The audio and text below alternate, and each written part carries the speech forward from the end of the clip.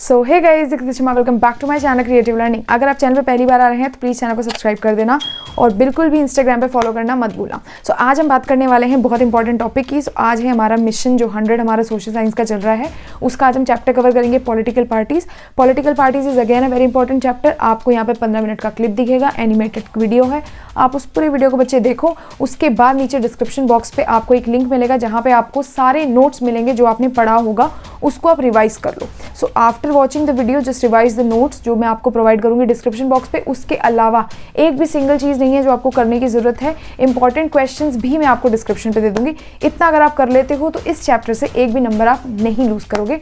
So I hope आपको video अच्छा लगेगा। Thank you so much.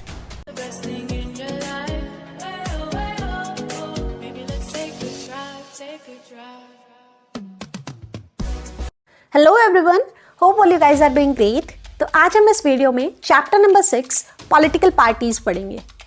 तो शुरू करते हैं। यार कल को अगर हम किसी छोटे से गांव में जाते हैं और वहाँ पर लोगों से जाकर कॉन्स्टिट्यूशन के बारे में पूछते हैं, ठीक है, तो वो उस चीज़ को डिफाइन नहीं कर पाएंगे क्योंकि उनको इतनी नॉलेज नहीं होती है। लेकिन अगर हम अपने क्वेश्चन को चेंज कर देते हैं और उनसे पॉलिटिकल पार्टीज़ के बारे में पूछते हैं, सपोज हम कुछ पॉलिटिकल पार्टीज़ के नेम लेते हैं, बीजेपी या कांग्रेस, तो यार वो झट से पहचान लेंगे।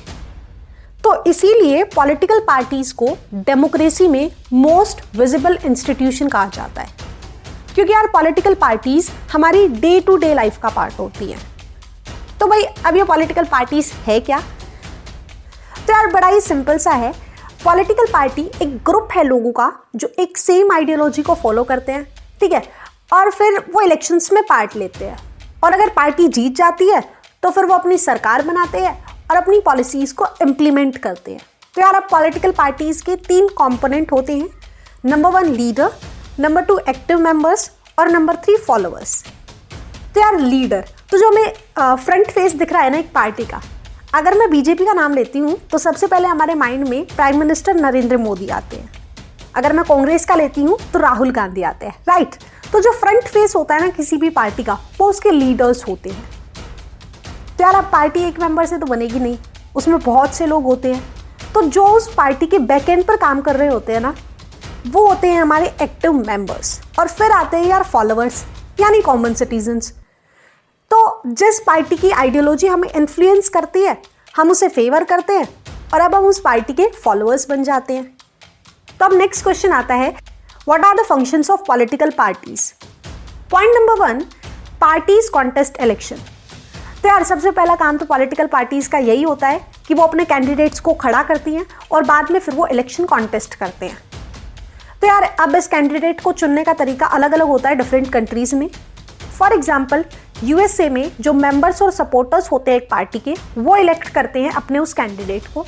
वहीं दूसरी तरफ इंडिया में जो टॉप लीडर होता है पॉलिटिकल पार्टी का, वो इलेक्ट करता है कि कौन सा कैंडिडेट हमें इलेक्शन में खड़ा करना है, और उसके बाद वहाँ इलेक्शंस होते हैं। That's it. Point number 2, political parties put forward policies and programs.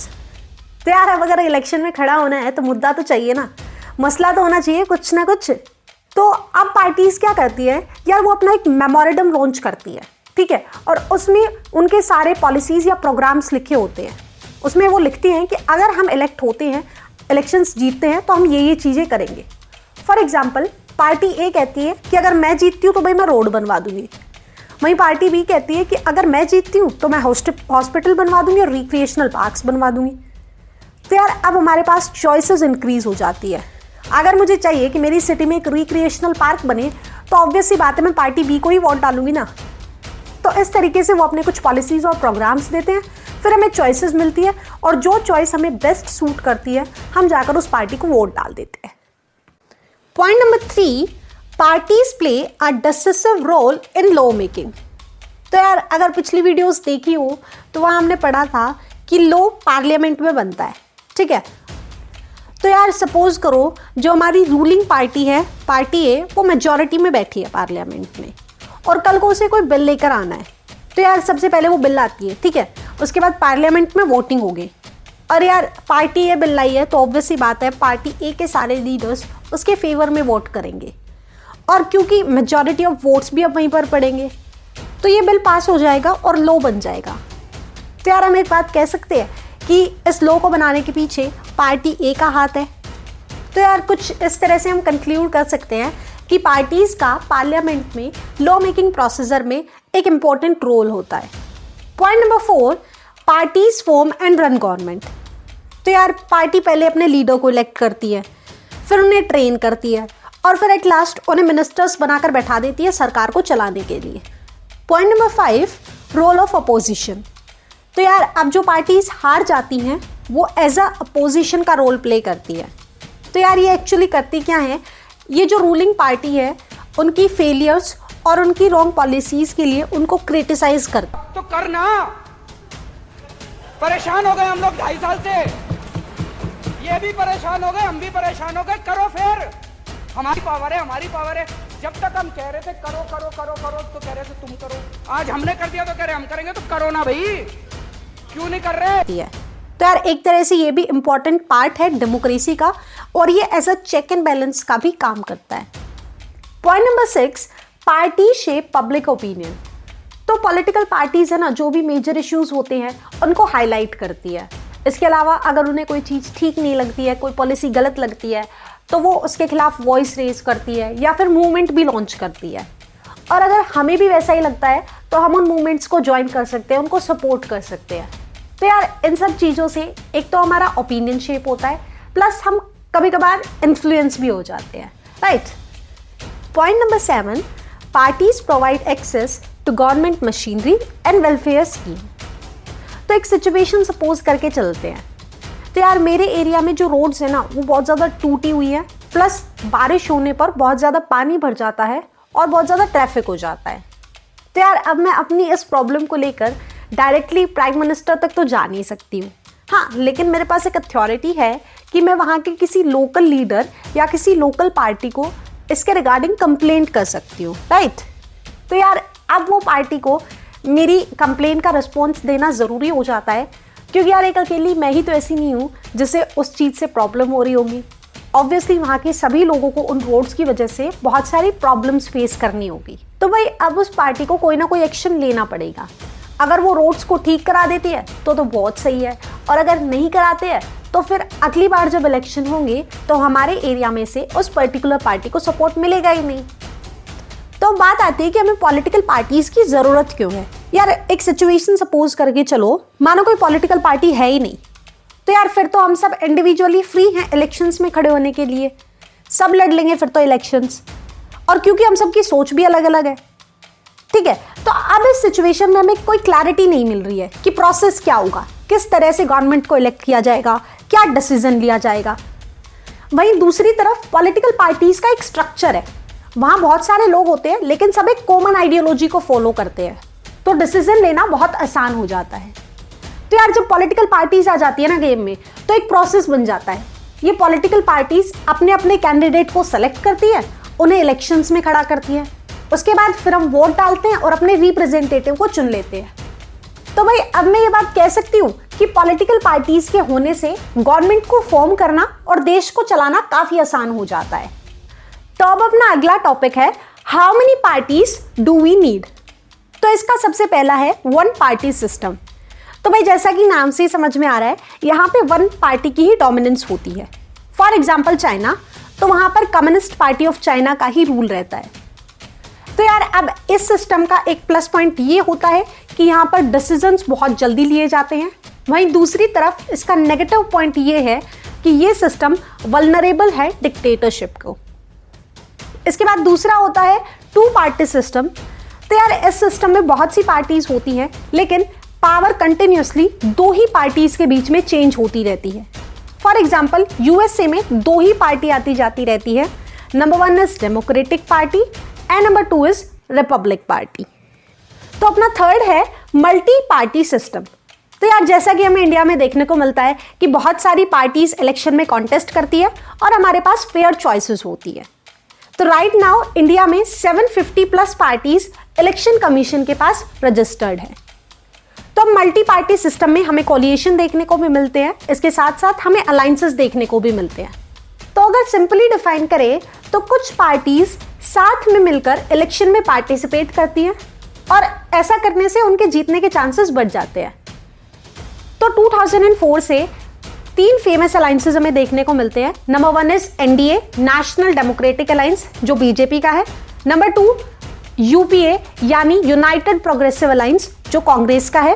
और नंबर 3 लेफ्ट फ्रंट। तो अगर किसी कंट्री में फेडरलिज्म को फॉलो किया जाता है तो वहां मेनली 2 तरह की पार्टीज होती है। Number 1 is state party. तो अगर किसी भी पार्टी के पास लेजिस्लेटिव असेंबली में 6% वोट हो और 2 सीट्स हो तो वो वहां की रिकॉग्नाइज्ड स्टेट पार्टी बन जाती है। Number 2 is national party. तो अगर किसी भी पार्टी के पास लोकसभा में 6% वोट हो और 4 सीट हो तो वो रिकॉग्नाइज्ड नेशनल पार्टी बन जाती है। और 2006 के अकॉर्डिंग हमारे पास अभी फिलहाल 6 नेशनल पार्टीज हैं। तो अब एक बार इनको भी ब्रीफली डिस्कस कर लेते हैं।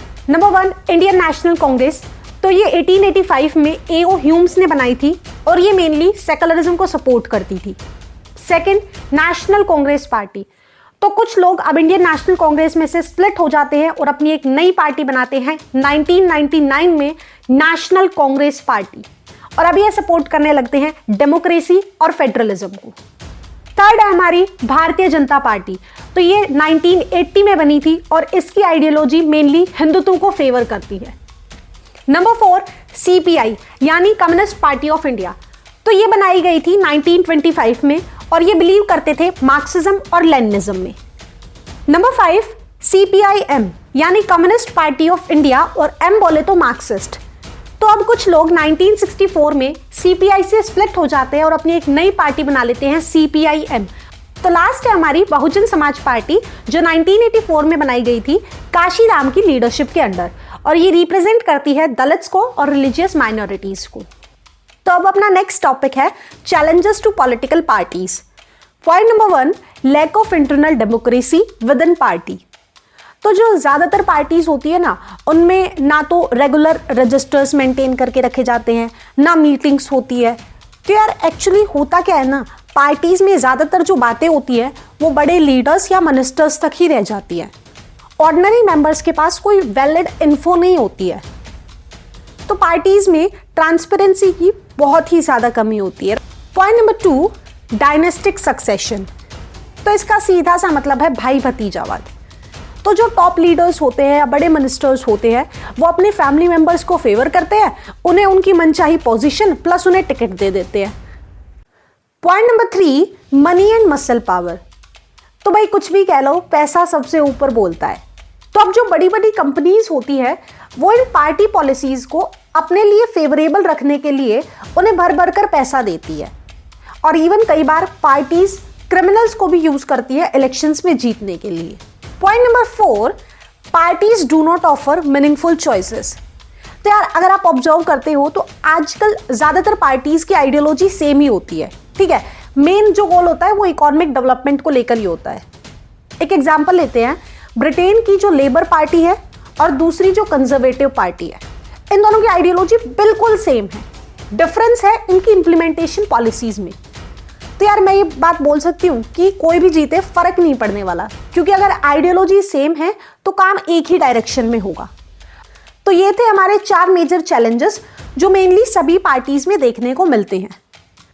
तो अब अपना नेक्स्ट टॉपिक है steps to reform political parties. तो यार एक टर्म होती है डिफेक्शन। सपोज आज मैं पार्टी ए से टिकट लेती हूँ और इलेक्शंस में जीत जाती हूँ, और फिर कुछ टाइम बाद मैं पार्टी बी को ज्वाइन कर लेती हूँ। तो मैंने किया क्या, मैंने पहले पार्टी ए के सिंबल से इलेक्शन जीता और उसके बाद मैंने अपने दल को बदल लिया। तो यही होता है डिफेक्शन या फिर दल बदल। तो होने क्या लगा था, जो लीडर्स थे ना वो बहुत लार्ज स्केल पर डिफेक्शन को प्रैक्टिस करने लगे थे। वो हर थोड़े टाइम बाद अपनी पार्टीज को चेंज करने लग जाते थे।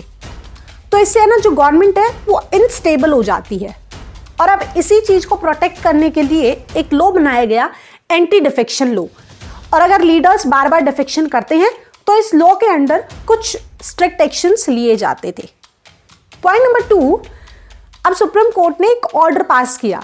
तो अब से जो भी कैंडिडेट इलेक्शन में पार्टिसिपेट करेगा उसे अपना एक एफिडेविट देना होगा, और उसमें उसकी सारी डिटेल्स होगी, जैसे उसके पास कितनी प्रॉपर्टी है, किन किन सोर्सेज से वो इनकम जनरेट करता है, कितने क्रिमिनल केसेस है, एवरीथिंग। पॉइंट नंबर 3, तो यार अब इलेक्शन कमीशन है ना कंपल्शन कर देता है कि एक तो पार्टीज को रेगुलरली अपनी मीटिंग्स करानी पड़ेगी, प्लस उन्हें रेगुलर बेसिस पर अपने इनकम टैक्स रिटर्न को फाइल करना होगा। लेकिन यार अगर देखा जाए तो आज भी इंडिया में इन सब रिफॉर्म्स को एज अ फॉर्मेलिटी ही ट्रीट किया जाता है। तो अब आते हैं इस चैप्टर के लास्ट टॉपिक यानी सजेशंस पर। तो भाई सबसे पहला सजेशन तो यही हो सकता है कि एक लॉ बनाया जाना चाहिए ताकि पार्टीज में थोड़ी ट्रांसपेरेंसी रह सके। ठीक है, वो अपने मेंबरशिप के रजिस्टर्स मेंटेन करके रख सकती है। इसके अलावा जो बड़ी पोस्ट हैं उनके ओपन इलेक्शंस करा सकती है। और इसके अलावा एक और हो सकता है कि पार्टी में एक इंडिपेंडेंट अथॉरिटी बनाई जा सके। पॉइंट नंबर 2, पार्टी में एटलीस्ट 1/3 टिकट्स वुमेन कैंडिडेट्स को भी देनी चाहिए। पॉइंट नंबर 3, तो यार अब गवर्नमेंट को भी थोड़ा बहुत सपोर्ट करना चाहिए इन पॉलिटिकल पार्टीज को, ताकि ये अपने इलेक्शन के एक्सपेंसेस को मैनेज कर सके। तो यार अब इसी सब के साथ हमने एक और चैप्टर को फिनिश कर दिया है। तो अब एक बार जल्दी से समराइज कर लेते हैं हमने जो कुछ भी इस चैप्टर में पढ़ा। तो हमने शुरुआत की पॉलिटिकल पार्टी से। तो बेसिकली पॉलिटिकल पार्टी से ग्रुप होता है लोगों का जो एक सेम आइडियोलॉजी को फॉलो करता है और फिर वो इलेक्शंस में पार्टिसिपेट करते हैं। तो इन सब से हम ये जान चुके हैं कि रिप्रेजेंटेटिव डेमोक्रेसी में पॉलिटिकल पार्टीज का एक बहुत ही मेजर रोल होता है। फिर उसके बाद हमने 1 पार्टी, 2 पार्टी और मल्टी पार्टी सिस्टम को पढ़ा। फिर हमने कुछ क्राइटेरियाज देखे कि किस तरह से डिफरेंशिएट किया जाता है स्टेट और नेशनल पार्टीज को। देन हमने पॉलिटिकल पार्टीज के अंदर जो 4 मेजर चैलेंजेस होते हैं उनको पढ़ा। उसके बाद कुछ रिफॉर्म्स देखे और एट लास्ट हमने अपने कुछ सजेशंस दिए। So that's all for this video. See you in next. The best thing in your life. Baby, let's take a drive, take a drive.